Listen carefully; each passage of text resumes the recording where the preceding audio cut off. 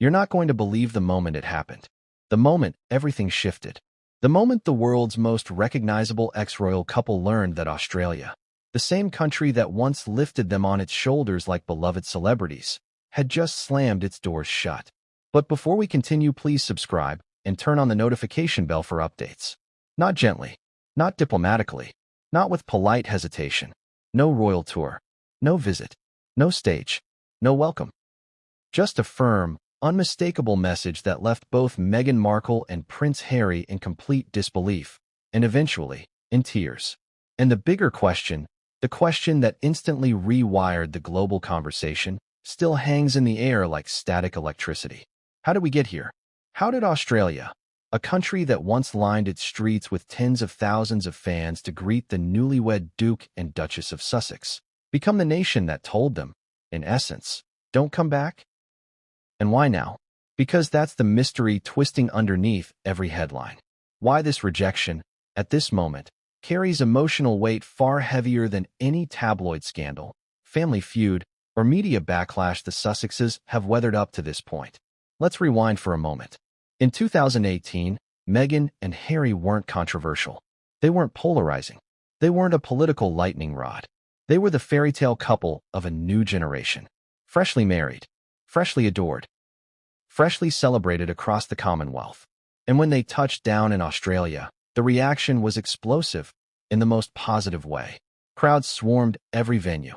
News channels broke into regular programming just to broadcast their events live. Children waved handmade signs. Entire towns rehearsed their greetings for weeks.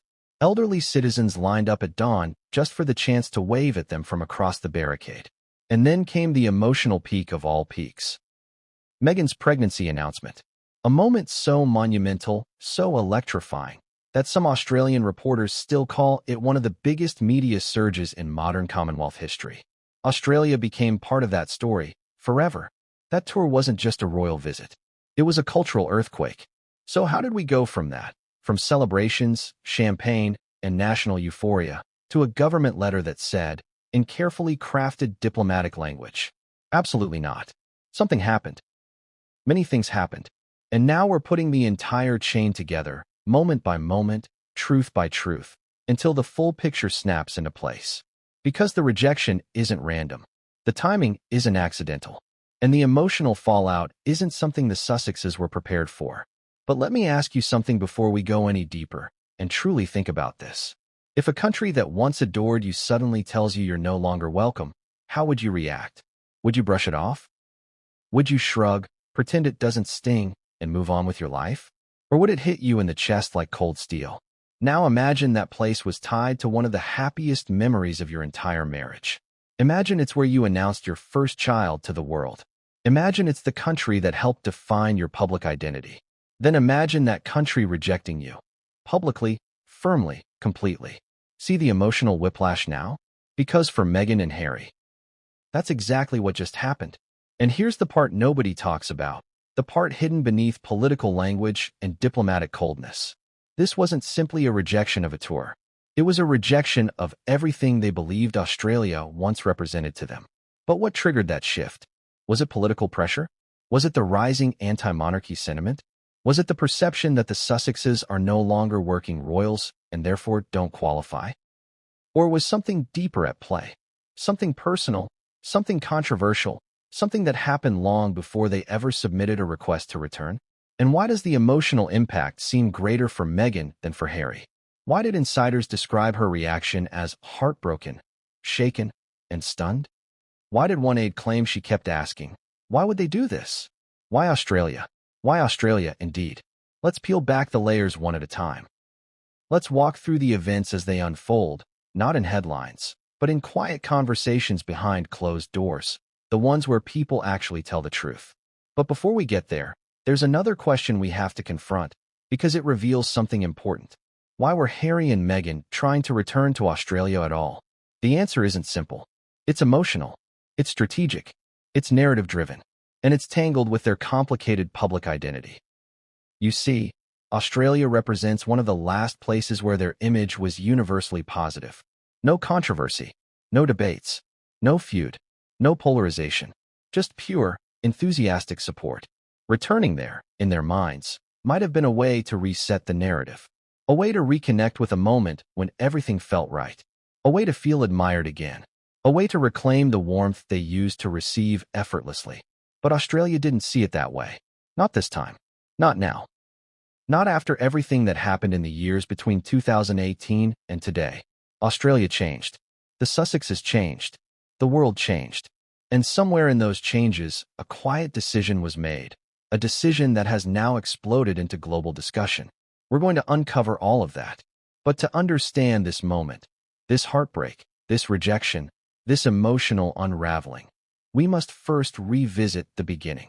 The dramatic rise, the sudden controversy, the growing global criticism, the political shifts across the Commonwealth, the hidden memos, the private warnings, the internal debates that took place inside the Australian government. Because once we connect those dots, the rejection stops being a surprise and becomes an inevitable conclusion. But let me warn you, some of the reasons behind the refusal are unexpected. Some are ironic. Some directly contradict the Sussexes' public narrative. Some involve individuals you wouldn't expect to be part of this story. And some are so politically sensitive that officials refuse to comment on them publicly. Are you ready? Because from this point forward, we're stepping into the heart of the controversy, and nothing about it is simple. Let's set the stage. Let's create emotional context. Let's feel the weight the Sussexes felt when the letter arrived, the letter that changed everything. Picture it. Harry opens the email, reads it once, then twice, then a third time. His expression goes from confusion to disbelief to shock. Meghan watches him closely. She can tell something is wrong. She walks toward him, waiting for him to explain. But he doesn't speak immediately. He doesn't know how to phrase it. Because sometimes there are no gentle words. Sometimes the truth stings no matter how you package it. Finally, he hands her the letter, and she reads. Her face falls. Her breath catches. She looks back at him with eyes that search for some alternate explanation. There isn't one. The rejection is real. It's official. And it's final. The emotional twist hits her harder than it hits him. Australia wasn't just a tour. It was a moment of validation. A moment when she felt loved, accepted, and embraced by the world. A moment before the chaos. A moment before everything changed. And now that same country was telling her the door was closed. But here's the thing. The letter doesn't explain the real reasons. Not the full reasons. Not the politically sensitive reasons. Not the behind-the-scenes maneuvering that truly shaped the outcome. And those reasons, the invisible forces working quietly in the background, are what we are about to reveal. Because the moment that letter reached the Sussexes, something else began unfolding behind the scenes. Something that would soon drag other countries into the discussion. Something that would ignite debate across the Commonwealth. Something that would cause analysts to say, this changes everything. We're entering territory where public image, political identity, and emotional history collide. Where personal memories clash with geopolitical interests. Where the past and present finally intersect. And that's exactly where Chapter 1 begins. But what came next would change everything, and no one saw it coming.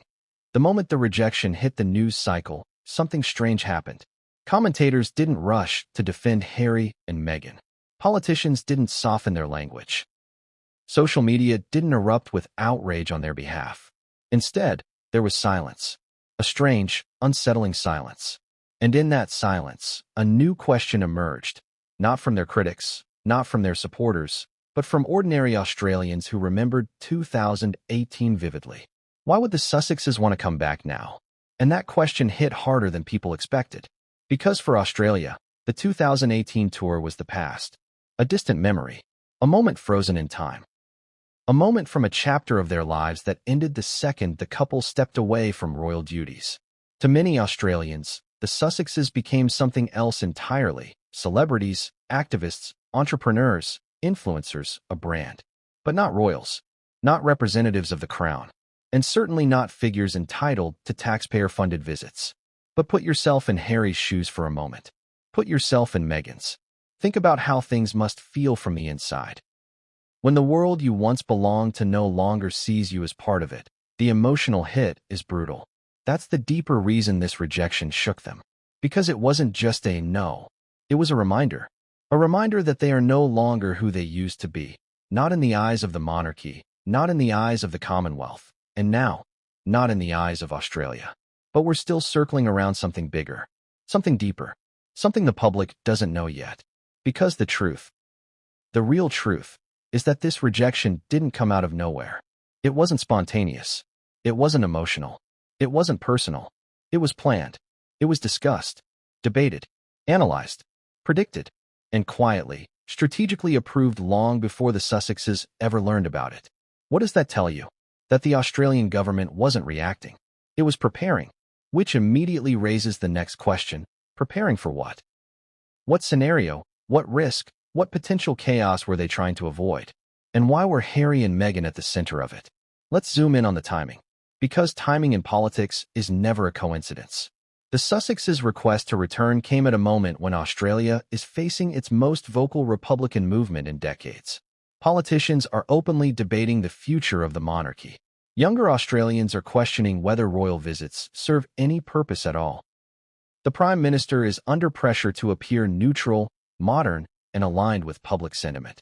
Now imagine approving a tour by the most controversial royal couple in modern history. Imagine the backlash. Imagine the headlines. Imagine the political cost.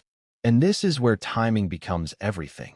Because if the Sussexes had made this request in 2019, 2020, even 2021, the answer might have been different.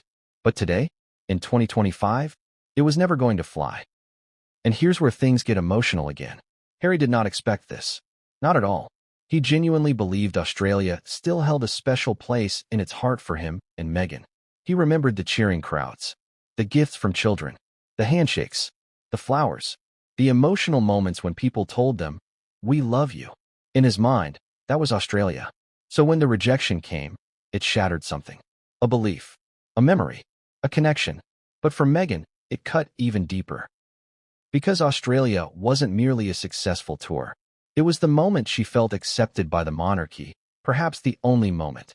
It was the high point before the storm, before the headlines, before the breakdown, before the royal exit, before the Oprah interview, before the polarization. Australia was the last time Meghan stood in front of the world and felt universally adored. Imagine losing that. Imagine being told you can't return to the happiest moment of your life. Not because you don't want to, but because someone else, far away, powerful, political, decided you can't. That's the heartbreak. That's where the tears came from. Because for Meghan, this wasn't just about visiting a country.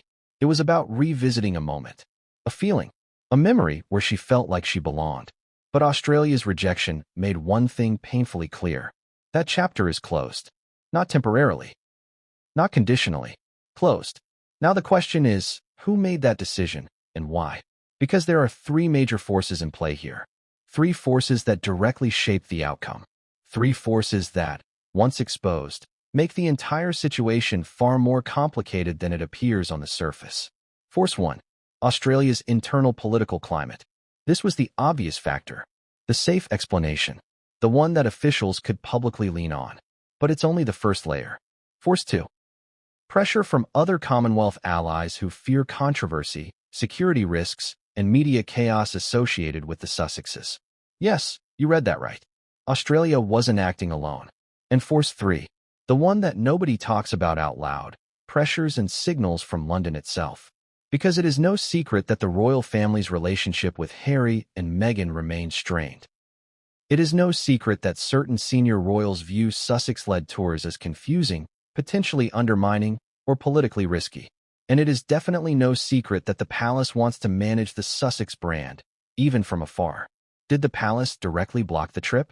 Not publicly, not officially, but there are whispers, hints, signals, diplomatic murmurs that travel quietly between governments. And we will get to those whispers later. Because they reveal something shocking about the future of the Sussexes' global influence. But before we go deeper, before we peel the next layer, before we reveal the internal memos and political conversations behind the scenes, you need to understand something crucial. This isn't just a political story. It's an emotional one. A story about identity, belonging, rejection, memory, and change. A story about two people confronting a world that no longer treats them the way it once did. And that emotional undertone shapes everything, every reaction, every decision, every shock wave that follows. Harry believed 2018 was the beginning of something beautiful. Meghan believed it was the start of a lifelong love between her and the Commonwealth. Australia believed it was a symbolic moment for a modern monarchy. But now, none of that remains.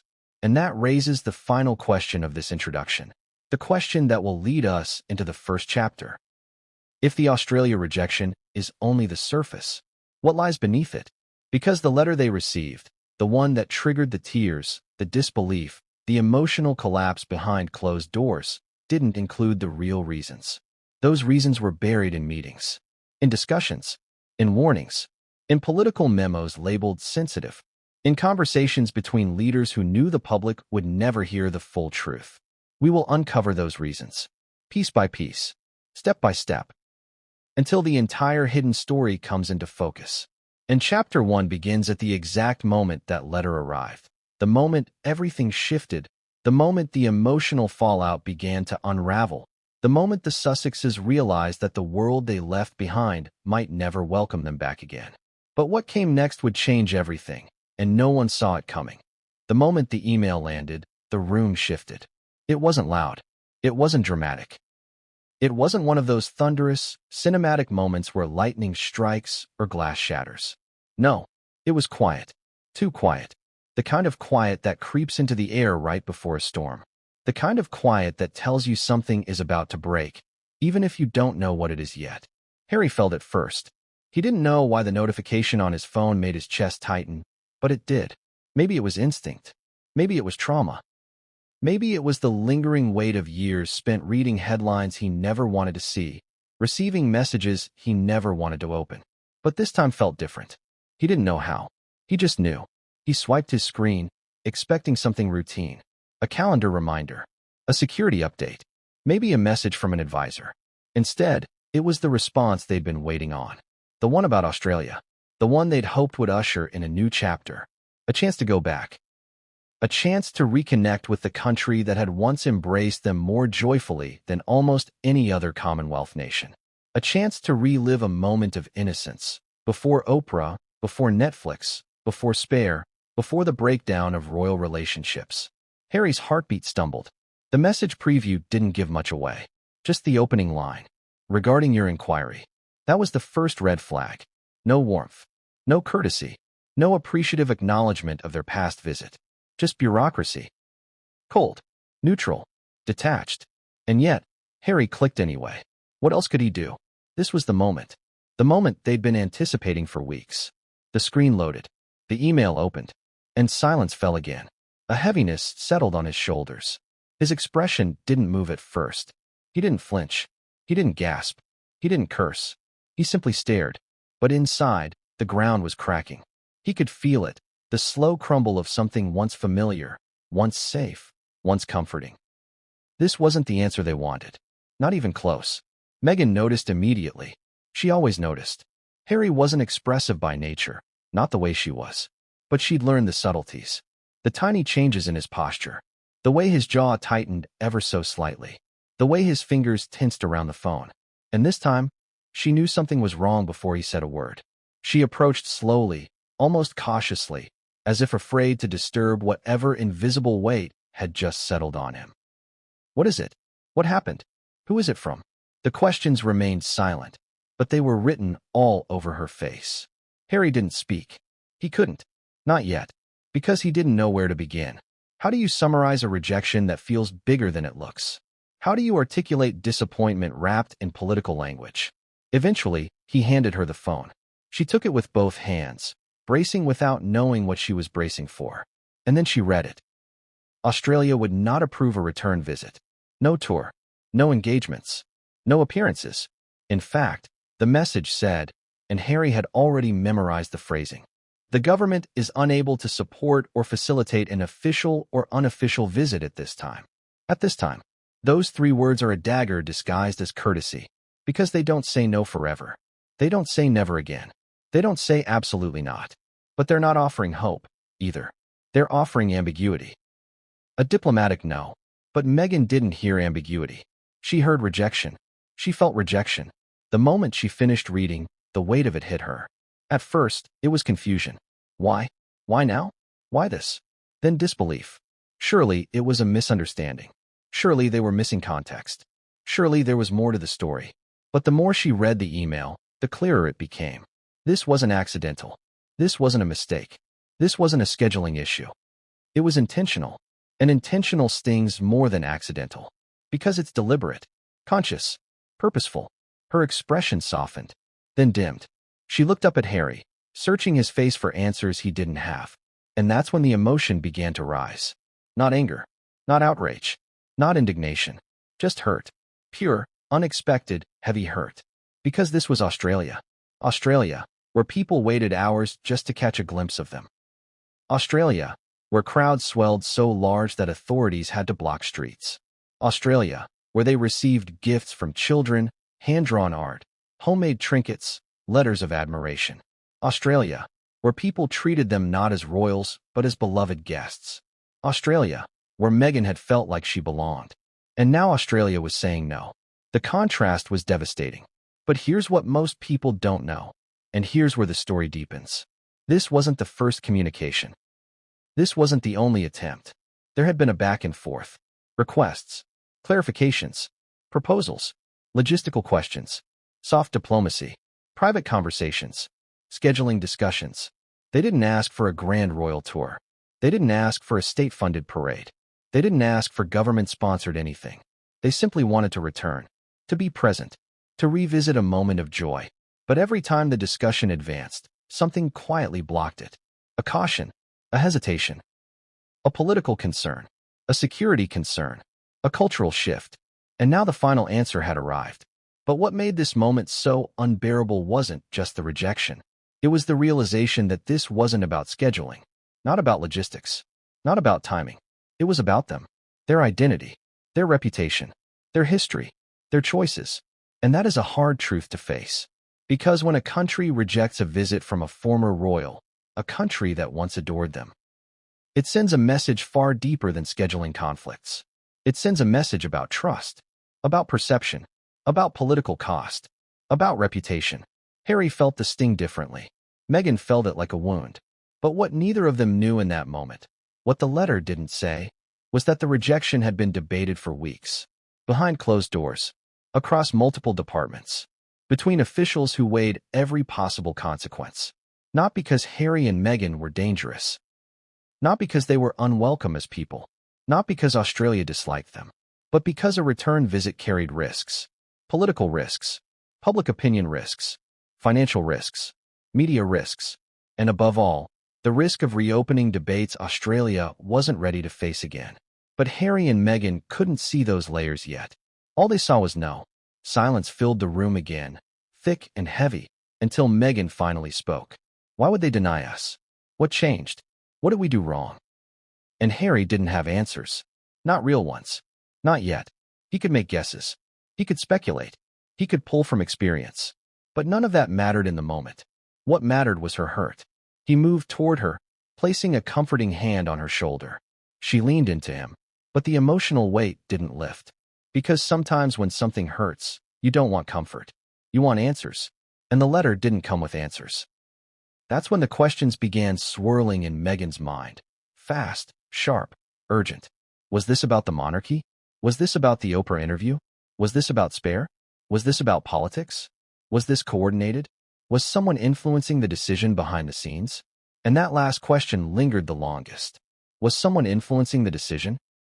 Because deep down, Meghan couldn't shake the feeling that the timing was too suspicious, too coordinated, too neatly closed off for it to be a simple government decision. Meanwhile, Harry's mind was racing down a different path. He remembered the crowds, the affection, the way people shouted their names, the way Meghan glowed in the Australian sun, the way he felt, for the first time in a long time, like he had purpose. He remembered thinking, this is what my life is meant to be. And now, that memory was being rewritten.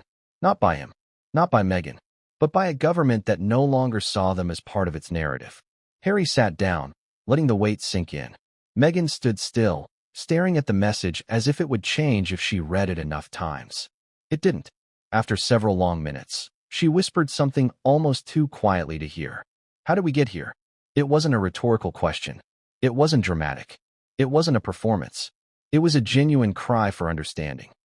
Because the Meghan who toured Australia in 2018, the Meghan who smiled at crowds, who accepted roses from little girls, who held koalas, who laughed with schoolchildren, could never have imagined this outcome. That Meghan felt embraced. That Meghan felt welcomed. That Meghan felt like she belonged. But that Meghan didn't exist anymore. Not in the eyes of the world. Not in the eyes of the monarchy. Not in the eyes of the Commonwealth. Not in the eyes of Australia. And for a moment, Meghan felt like she had lost a part of herself, a part she could never reclaim. But the email was only the beginning, only the surface. What Harry and Meghan didn't know yet was that the rejection was the final step in a long sequence of discussions they were not privy to, discussions that involved political advisors, security teams, public sentiment analysts, Commonwealth liaisons, and yes, even quiet communication from London. But none of that had reached them yet. Right now, they were simply two people standing in the middle of a room, holding a rejection that felt like a personal blow. And this is where the story takes a sharp turn, because as emotional as the moment was, it was only the opening act. Behind the scenes, something else was happening. Something that would soon reveal that Australia's rejection wasn't just political. It was personal, historical, and rooted in moments from 2018 that no one had discussed publicly, not until now. And the first clue to that hidden truth lies in the past. In their first tour, their magical tour, their perfect tour, their unforgettable tour. Chapter 2 takes us back to the moment everything began, the emotional high that Australia never forgot, and the controversies buried beneath it that quietly shaped the rejection years later. But what came next would change everything. And not even the Sussexes saw it coming, before the tears, before the rejection, before the silence that fell inside the Sussexes' home when the Australian government's decision arrived. There was joy, pure, unstoppable, unforgettable joy. And to understand why that rejection cut so deeply, you have to go back to the beginning. Back to the moment when Australia wasn't a closed door, it was an open embrace. When the continent felt less like a geopolitical region and more like a friend. It all begins in October 2018. A different time, a different world, a different version of Harry and Meghan, one that many people have forgotten and some never knew existed. Do you remember where you were when you first saw the footage? Do you remember the headlines? Do you remember the crowds? Because Australia remembers. Sydney, Melbourne, Dubbo, Fraser Island. Names that became synonymous with excitement, enthusiasm, and whirlwind adoration. Harry and Meghan had just married months earlier. Their wedding was still fresh in the minds of millions. And their arrival in Australia was treated like the second coming of modern royal glamour. Let's set the scene properly. The plane lands. The door opens. Harry steps out first, smiling the way he used to, wide, unburdened, hopeful. Meghan walks down behind him, glowing, elegant, poised, radiating that new royal sparkle. People gasp. People cheer. People cry. Yes, cry. Why?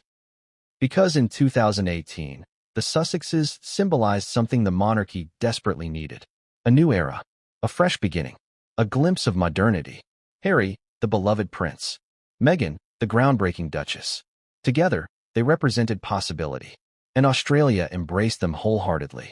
Crowds swelled to sizes not seen since Diana toured the continent. Elderly citizens clutched their chests, saying, "They remind me of her." Young mothers told reporters, "My daughter wants to be Meghan someday." Little boys waved drawings of Harry, grinning with missing teeth. It was electric. It was emotional. It was historic. And then, the moment that changed everything, the pregnancy announcement. It didn't just make headlines. It shook the global press. It sent cameramen sprinting. It created a media-feeding frenzy unlike anything in recent royal history. Because the world wasn't just welcoming a duchess. It was welcoming a future royal child. Australia became part of that story in a way that no other country had. Everywhere they went, the warmth was palpable. But beneath the surface, hidden behind the smiles, the handshakes, the applause, something else was brewing. Something the public didn't see. Something that would matter deeply years later. But before we get to the tensions, let's finish painting the picture of just how powerful that 2018 tour really was. The crowds were so large that in some cities, police had to create emergency barricades on the spot. News anchors openly admitted on air that they'd never seen anything like it. Schools shut down early so students could line the streets. Businesses gave employees the day off just to witness the moment. Meghan had never experienced this kind of adoration before. Not even close. Hollywood never treated her like this. Television fame never gave her this. Red carpets, premieres. None of it compared. This was something bigger, something deeper, something personal. For the first time, she wasn't just seen. She wasn't just admired. She was revered. People handed her crocheted baby blankets. Indigenous leaders gifted her symbolic artifacts. Children sang to her with rehearsed choreography. Imagine standing in front of tens of thousands of cheering strangers and realizing you moved them. That is the moment Meghan carries with her still. And that is why the 2025 rejection broke her. Because whether people admit it or not, 2018 was magical. Let's go even deeper. Harry and Meghan's schedule during the tour was grueling. Multiple events per day, early morning engagements, late-night charity functions, long drives between remote towns, hours standing, waving, greeting, shaking hands, listening, speaking, posing for photos. And yet, through all that, the couple managed to project warmth, presence, and sincerity. Something truly rare. Harry had perfected the balancing act between royal formality and youthful charm. Meghan had a gift for connection. She made direct eye contact, touched hands, leaned in. Australians loved that. They loved the humanity, the authenticity, the feeling that these two weren't hiding behind royal glass. They were reaching through it. And every time Meghan touched her belly, even before she officially announced she was pregnant, the crowd erupted. People knew. People sensed it. People felt the emotion. Then came the rain in Dubbo, one of the most iconic moments of the entire tour. It poured. Sheets of water hammered the ground. The wind swallowed umbrellas. And instead of fleeing for cover, Meghan and Harry stepped out into the storm with the crowd. Meghan held an umbrella over Harry while he gave a speech soaked in rainwater. Australians still talk about that speech. Still talk about that moment. Still talk about how real and relatable it felt. That was the Sussex magic. But, and this is important, every moment of magic came with a shadow. Because behind the scenes, cracks were beginning to appear. Staff were exhausted. Schedules were chaotic. Press coverage was intense, sometimes hostile. Security teams were overwhelmed by crowd sizes. Royal advisors were arguing behind closed doors about how much Meghan deviated from protocol. And some of those cracks, invisible at the time, would grow into chasms that eventually shaped how Australia views the Sussexes today. But we're not there yet. Back to 2018. Do you remember Fraser Island? It was supposed to be a peaceful, serene location where Meghan could rest while Harry attended a few solo engagements. But even there, controversy sprouted. Reporters noted Meghan wore wedges despite warnings about uneven terrain, a small detail, but one that fed speculation. Some staff later whispered that there were arguments about the schedule. Others hinted that tensions were building as fatigue set in. None of this reached the public. What reached the public was joy. But governments take notice of everything, not just the polished moments. Still, Australia adored them. And not just as royals, as symbols. Harry was Diana's son, carrying her legacy into a new generation. Meghan was the modern Duchess redefining what a royal could look like. Together, they were seen as refreshing, hopeful, inspiring. But everything changed when they left. Not overnight. Not suddenly. Slowly. Layer by layer. As the years unfolded, the documentary, the lawsuits, the Oprah interview, the accusations, the memoir, everything Harry and Meghan did began to retroactively reshape how Australia viewed the 2018 tour. What was once magical began to feel complicated. What was once joyful began to feel bittersweet. What was once celebrated began to be reinterpreted through the lens of conflict. Because here's the truth. The 2018 tour was not just the highlight of their early marriage. It was the peak of their popularity globally. And Australia felt ownership over that moment. They felt part of that history.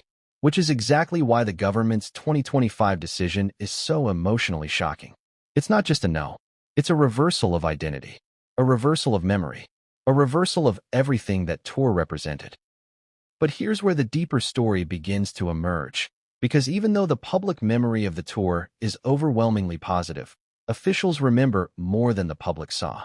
They remember the tensions, the behind-the-scenes disagreements, the protocol issues, the media controversies, the unpredictable crowd sizes, the unpredictable global narrative that follows the Sussexes wherever they go. They remember the seeds of controversy that were invisible to fans. Small moments, quiet clashes, whispers of difficulty, staff resignations, security concerns. And those seeds grew over time. They grew when Harry and Meghan left royal duties. They grew during the Oprah interview. They grew during the Netflix series. They grew during Spare. They grew during public feuds with the royal family.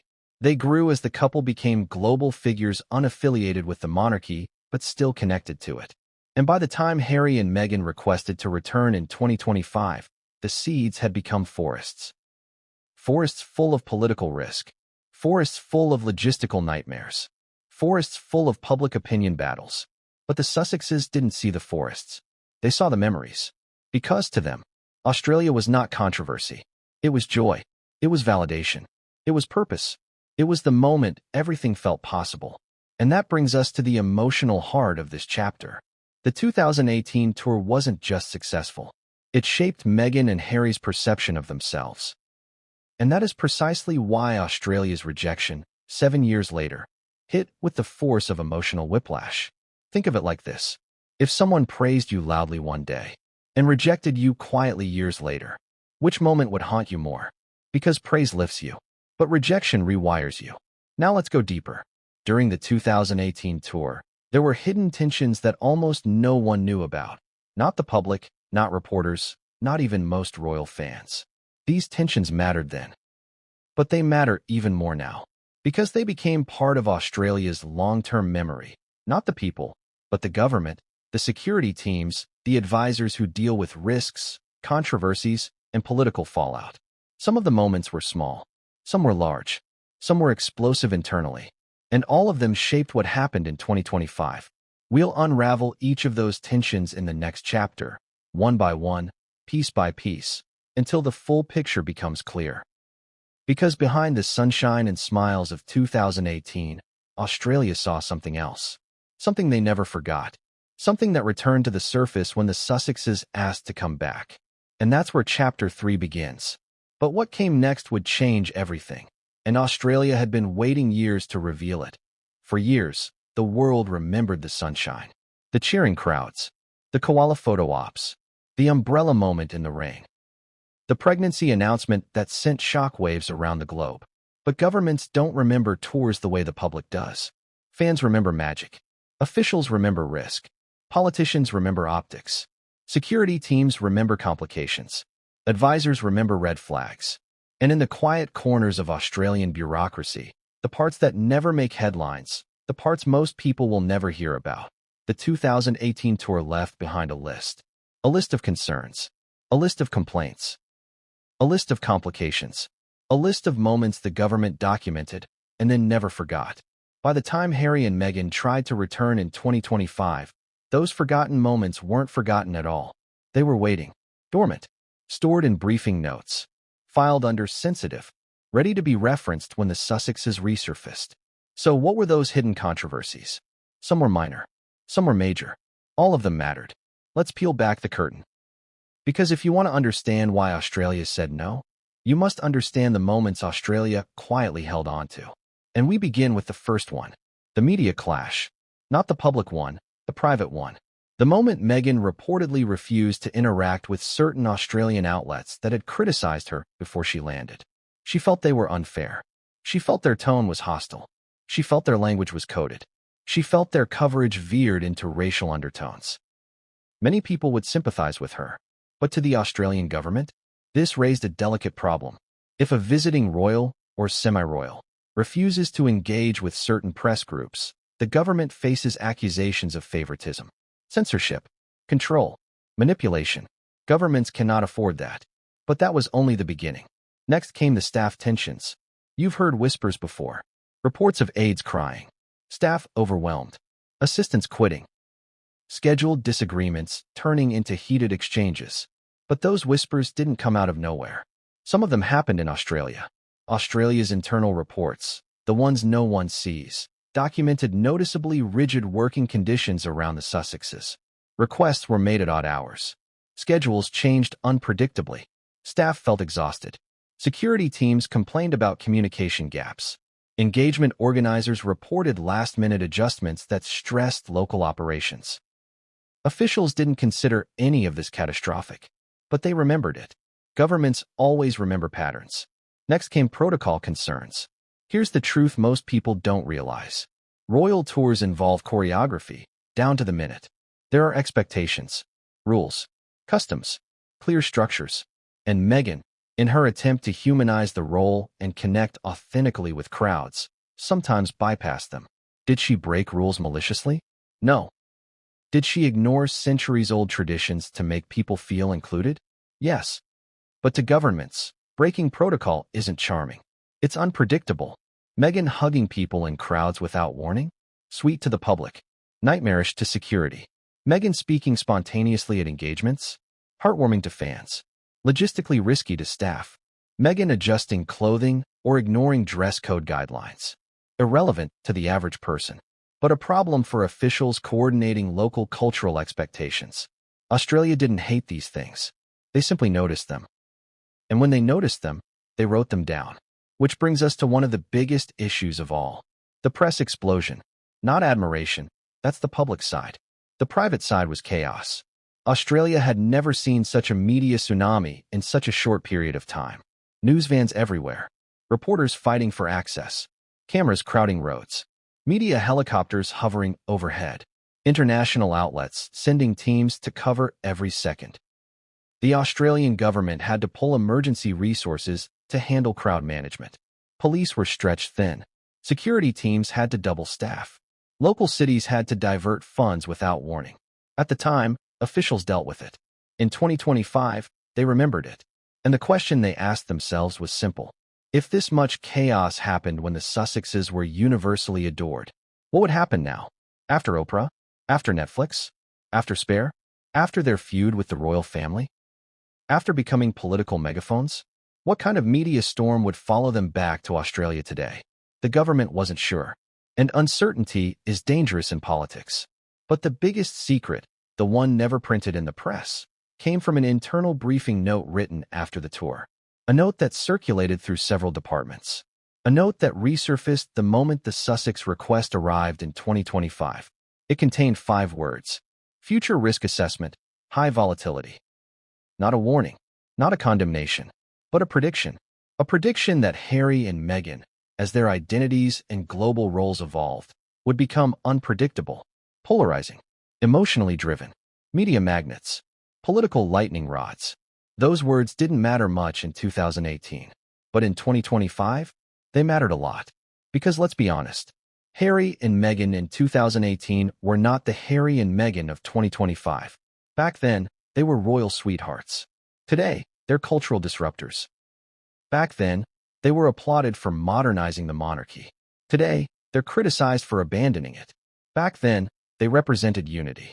Today, they represent division, depending on who you ask. And Australia's government cannot ignore division. But we're only halfway through the controversies. Because next comes something far more sensitive. The moment that quietly shifted Australia's long-term perception of the Sussexes more than any other moment during the tour. It happened in a remote engagement. Small event. Minimal cameras. Local community members hosting a gathering. A woman, an elderly Aboriginal woman, offered Meghan a traditional greeting. It involved certain customs, certain symbolic gestures, certain respectful steps. Meghan didn't know the protocol. She didn't intentionally disrespect it. She simply didn't perform the cultural sequence correctly. Not a big deal to her. Not a big deal to the crowd. But internally, it sparked discussion. Should royal staff have pre-briefed her? Should someone have corrected the moment? Was the Duchess ignoring instructions? It wasn't scandalous. It wasn't offensive. It wasn't malicious. But it became another note in the files. Another item listed not under problem, but under concerns. And when you add enough small items to a list, the list becomes long. And Australia had one more item, a big one that very few people know about. The security scare. One afternoon, during a seemingly harmless walkabout, Meghan moved unexpectedly toward a section of the crowd against protocol. She did it out of warmth, to greet schoolchildren waving flags. But security teams panicked. There was a man in the crowd who was not cleared. A man who bypassed one of the checkpoints. A man later questioned by police. Nothing happened. No harm. No danger. But the lapse was significant. Officials stress-tested the moment afterward. In private reports, they labeled it a near miss. That phrase matters. Governments never forget near misses. And when Harry and Meghan asked to return in 2025, the memory resurfaced instantly. Add everything together.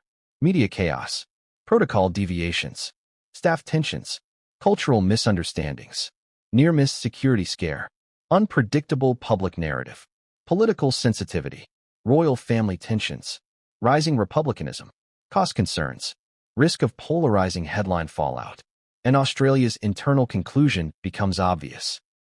A return visit would be risky, unpredictable, politically costly, logistically intense, and emotionally charged. But here's the most important part. None of these controversies were personal. Australia did not hate Harry and Meghan. They did not resent them. They did not target them unfairly. They simply remembered the parts the public forgot. But the emotional memory Harry and Meghan carried from 2018 was completely different. They remembered the crowds, the warmth, the validation, the love. Australia remembered the logistics, the risk, the unpredictability, the coverage. It's the greatest irony of all. Harry and Meghan saw 2018 as the beginning of something beautiful. Australia saw 2018 as the beginning of something concerning. Two narratives, two memories, two truths, and they collided in 2025. But if the controversies from 2018 were the seeds of doubt, the political landscape of modern Australia would become the forest that grew around them. Australia wasn't the same country in 2025 that it was in 2018. Public opinion evolved. Political tides shifted. Republican sentiment soared. And the monarchy wasn't the beloved institution it once was, which is where the Royal story begins. Because in Chapter 4, we step into the new Australia, the Australia that shaped the Sussex rejection, the Australia that wasn't eager to reignite royal coverage, the Australia that quietly decided. Not now. Not them. Not again. What came next would change everything, and the Sussexes never saw it coming. Australia in 2018 was warm, open, enthusiastic, ready to cheer for royal visitors the way people cheer for movie stars or beloved athletes. Australia in 2025? A different world entirely. And that difference, that shift in tone, identity, and national priority, sits at the heart of the rejection that left Meghan Markle and Prince Harry stunned. Because no matter how magical the 2018 tour was, no matter how cherished the memories, no matter how loud the crowds cheered, that Australia doesn't exist anymore. The tectonic plates moved, subtly at first, then rapidly, then dramatically, until the landscape reshaped itself into something unrecognizable. If you want to understand why Harry and Meghan were told no, you must understand the country Australia became, not the country they remember. Let's begin with the first major shift. Republican sentiment. In 2018, the Republican debate was a background noise, passionate, yes, but scattered. A simmer, not a boil. In 2025, it's a national conversation. Multiple polls show a majority of Australians prefer a local head of state. Debates take place in Parliament. News panels discuss it weekly. Prominent voices from Indigenous communities, youth groups, and political commentators push for independence from the British Crown's legacy. This isn't hostility. It's maturity. Australia is embracing its identity more boldly than ever before. And here's the conflict. Royal tours no longer fit neatly into that identity. Where once they were symbols of unity, today they represent something more complicated. History, colonial ties, the weight of tradition, questions about relevance. Now add the Sussexes. Not working royals, not neutral figures, not quiet representatives, but global personalities wrapped in political symbolism, activism, controversy, and modern media clout. Imagine being the Prime Minister of Australia. Would you risk political backlash by approving a Sussex visit at a time when your country is debating the monarchy's future? Would you risk headlines claiming you're promoting royal influence during a constitutional conversation? Would you risk appearing out of touch, old-fashioned, overly deferential? Of course not. Politically, the timing couldn't have been worse. But this is only one layer of the story. The second shift in modern Australia is economic. The cost of living is soaring. Housing is a national crisis. Wages aren't keeping pace. People feel the pressure. And in hard times, public opinion turns sharp. Sharp against anything perceived as unnecessary, extravagant, or symbolic excess. Government-approved royal tours fall into that category, even unofficial ones. Australians don't want to see millions spent on ceremonial visits. They don't want police resources stretched. They don't want taxpayer dollars used to support security or accommodations. Not now. Not during this climate. Every public poll confirms the same result. Royal tours equals low priority. They're not against Harry and Meghan personally. They're against the optics. Now picture the government's perspective again. If they approved the Sussex return, headlines could read, "Government funds security for billionaire couple during economic crisis."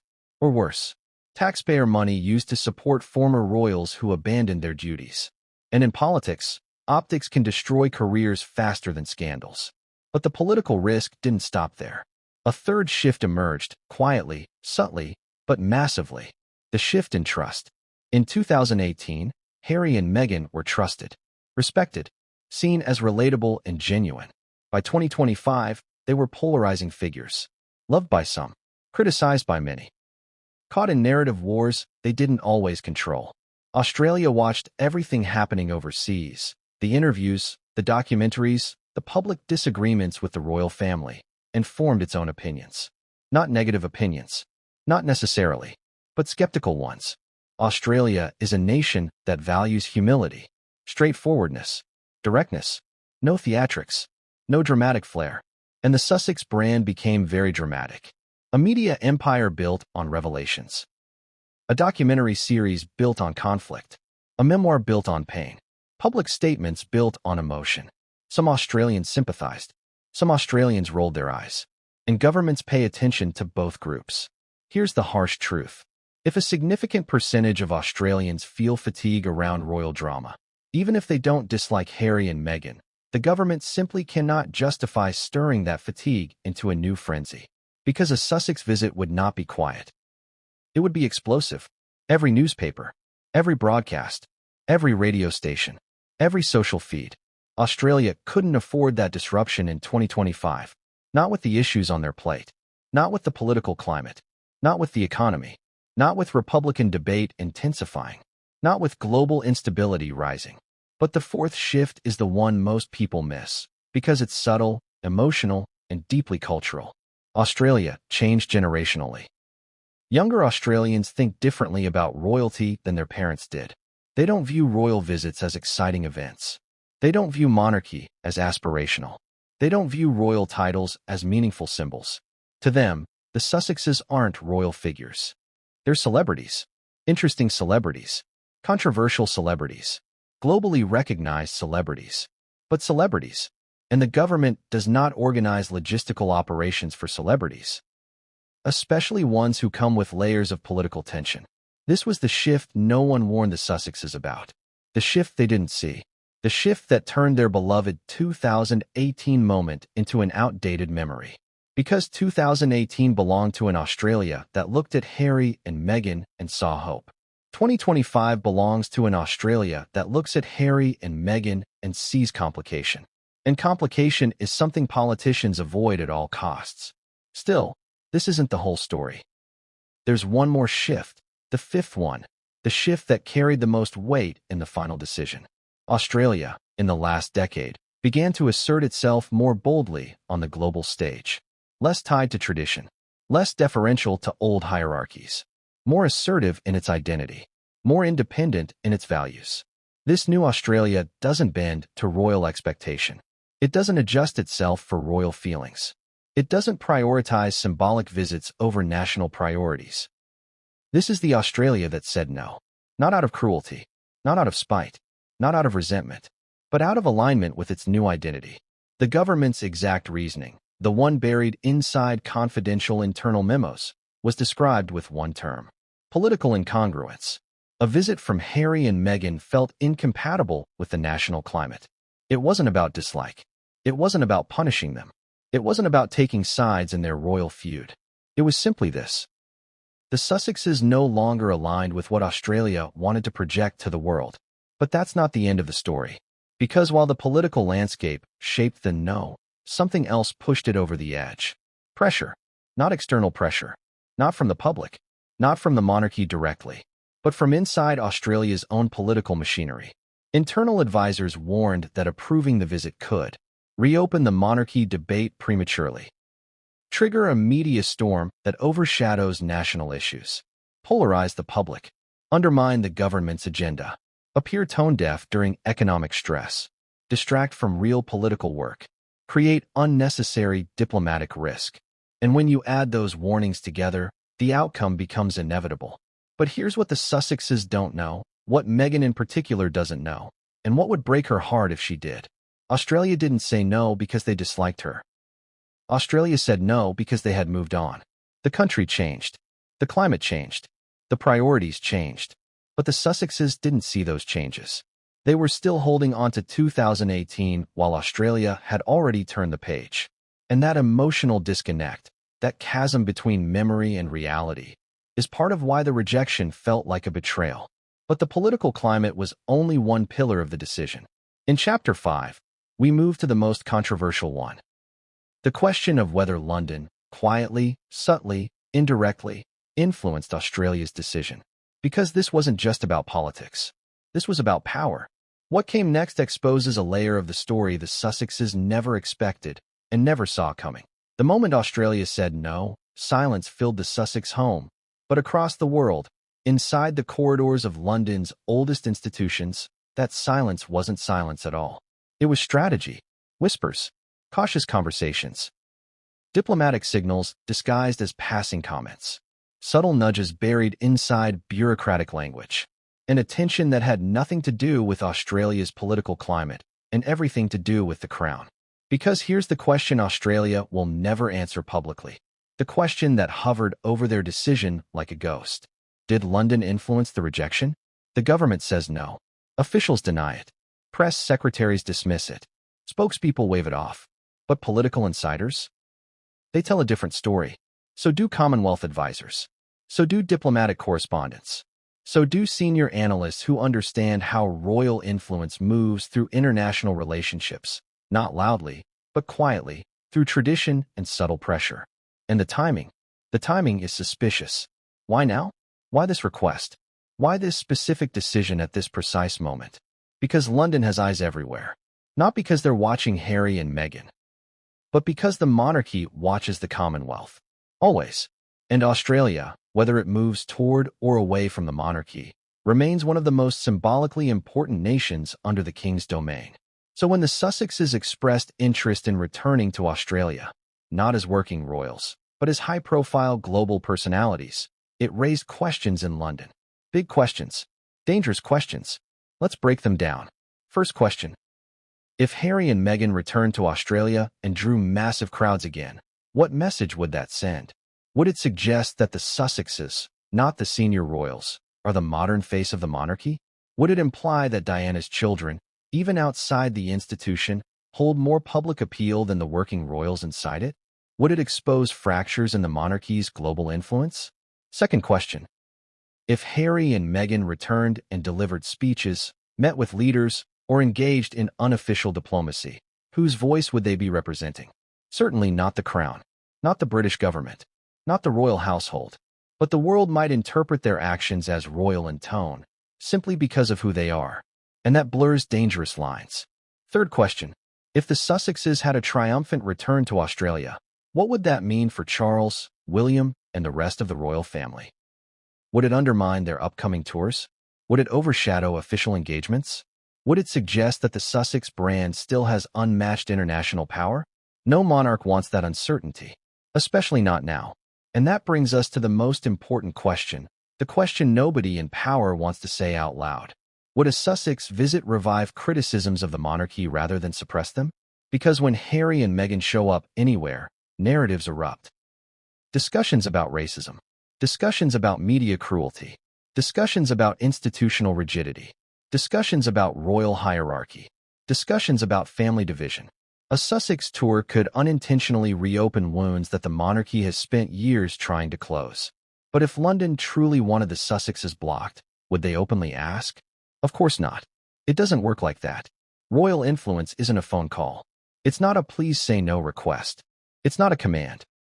Royal influence is quiet, implicit, polite, elegant, subtle, a raised eyebrow in the right meeting, a passing remark to the right advisor, a suggestion delivered casually, as if it were an afterthought, a comment buried in diplomatic language like, "We trust your government will consider its national priorities," or, "A Sussex visit may cause unnecessary complications," or the most powerful one of all, "This may not be the right time." Those words, when spoken by the monarchy, carry centuries of weight, and London knows this. So does Australia. But here's what makes this chapter explosive. There are signs, quiet but unmistakable, that pressure did exist. Not direct pressure, not explicit pressure, but atmospheric pressure, the kind that builds in diplomatic rooms even when no one says anything openly. Let's examine those signs. Sign 1.